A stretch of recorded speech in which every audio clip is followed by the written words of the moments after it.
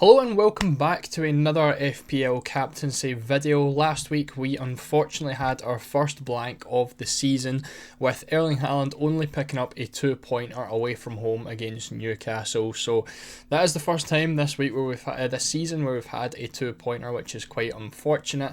Obviously Isak was classified as a failure because essentially Saka, Salah, Haaland all did better than him, all did like double point hauls. So technically, it's not really like a blank, it's not really a failure with the game week 1 captaincy and Isak, but as a general whole scale of game week 1, it probably is a little bit. Obviously, Haaland kind of follows that with the 2-pointer. You can't really get any worse of a fail than that. So we do have 4 new picks for this week, heading into game week 7, and there's a lot of good fixtures to look at.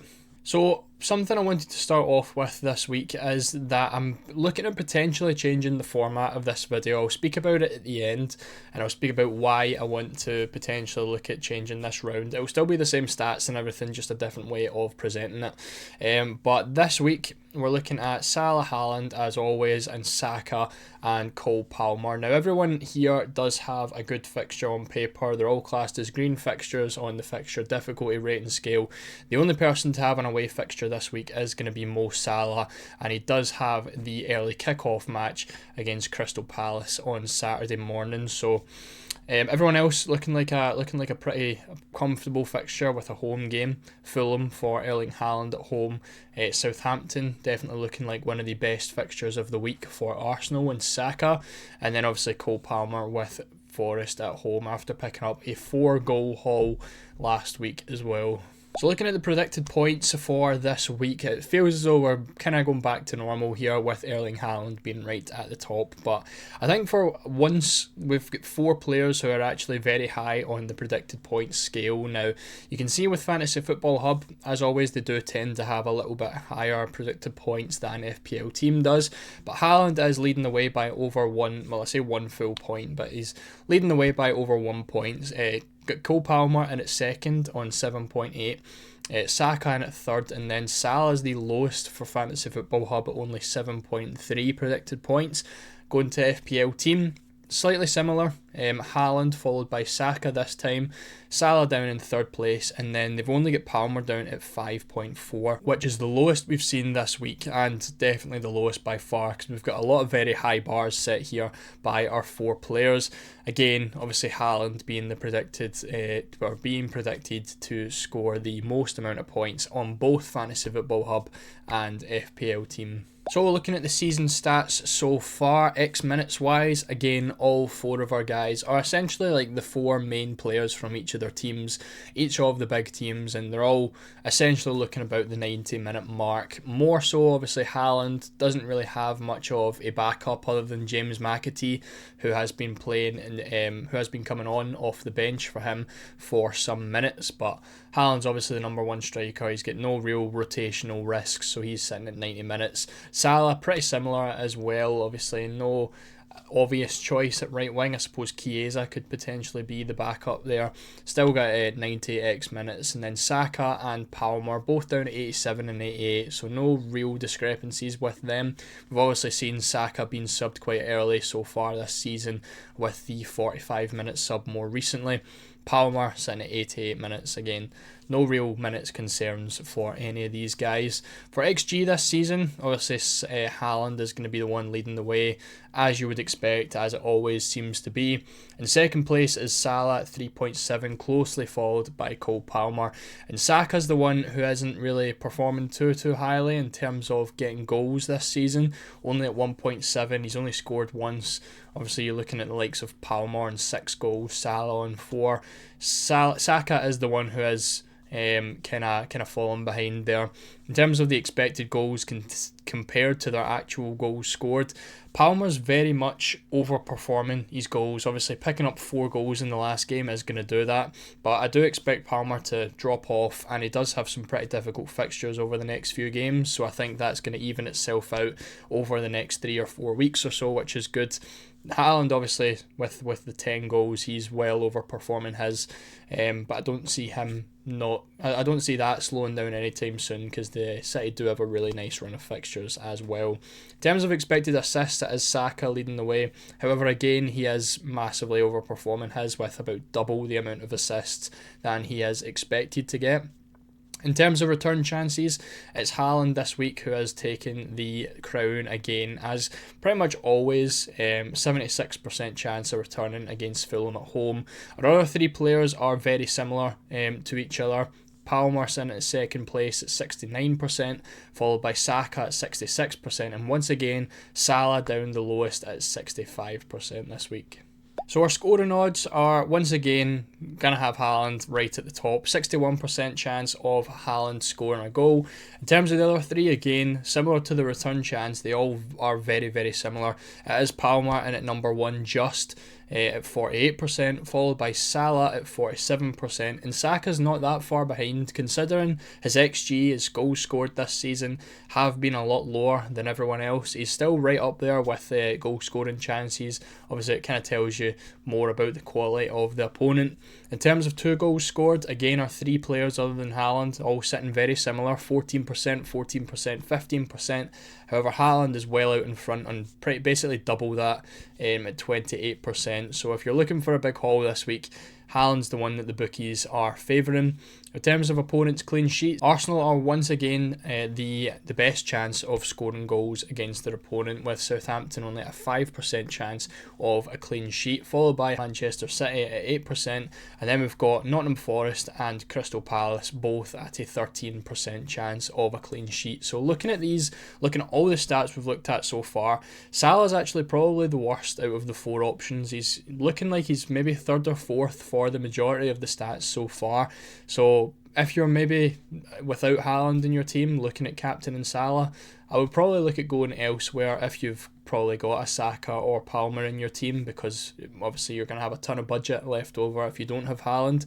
I think Saka and Palmer are looking like better options than Salah this week. So set pieces then, as always, we've got Salah and Haaland, as they always are, on penalties. Saka, obviously, on penalties as well. With Odegaard out, there's no argument to who could potentially be on those penalties. Saka is more than likely going to be taking every single one. He's also on those corners, which are a big, big part of Arsenal's game. Obviously, Gabriel scored a couple goals, where Saka has been picking up the assists for taking those corners. And Cole Palmer obviously has the big advantage over everyone else here, taking the penalties. He's taken free kicks after scoring an absolute worldie of a free kick last week, and he's also taken some corners, not the primary corner taker, but he does take corners for Chelsea.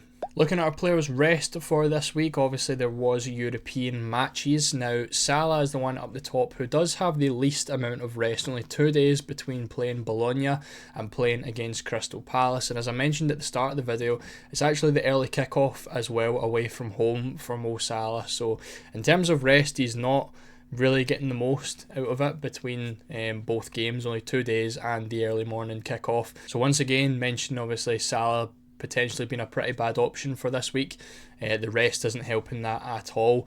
In terms of Haaland, Saka both playing on Tuesday night, followed by the game on Saturday afternoon. Now, Haaland only played in 60 minutes for the game against Bratislava. He was subbed on the 60th minute for James McAtee after scoring. Saka, however, was playing the full, I think he played 89 minutes before coming off against PSG. So again, in terms of rest, Haaland's had that extra half an hour in terms of their game time. So a nice rest for Haaland, ready for Saturday against Fulham. Then obviously Cole Palmer, Chelsea do play tonight in the Europa Conference League, but Palmer is not in the squad. He obviously wasn't included in the Conference League squad, so he's perfectly okay for the league, which gives him a full week of rest before playing Nottingham Forest on Sunday as well. So Chelsea are getting that extra day.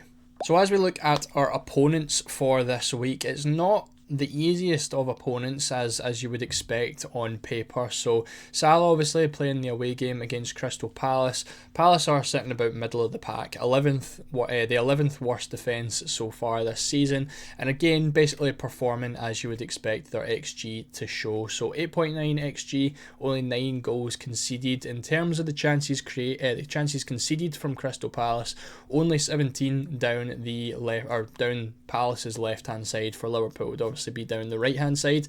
So not the best opportunities for Salah. Not a huge amount of chances conceded in general either from Crystal Palace. As I said, they are sitting about middle of the pack, so they're not the worst defence, they're not the best defence either.